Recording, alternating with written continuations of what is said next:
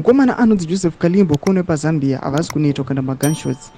but the regime kana government yenyika yeZimbabwe patiri kuona parika vachidhisimisa vachiti aiwa Zimbabwe government inotaura vachiti aiwa tisu revolutionalist but titasa paground hazvisiri izvo zvavanoexecuta sanapinda mashoko ana solid evidence yabuda ichitogwa panapa naJoseph Kalimbo a prominent activist panyika yeZambia ndodibva wasubscribe walike utana the bell icon timina paendo pake Joseph Kalimbo anomunomuziva anobuda nyora mashoko ekuti in Zambia shops reject USD notes and it tells you to go change and return with kwacha, but in the country of revolutionaries they reject the local currency and tell you to come with USD. Then they come online and accuse us of being US puppets.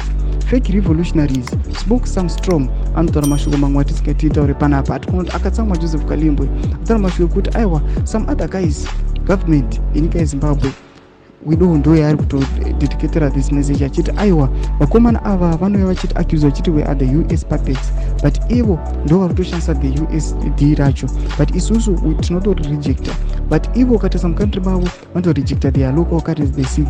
vouya panapa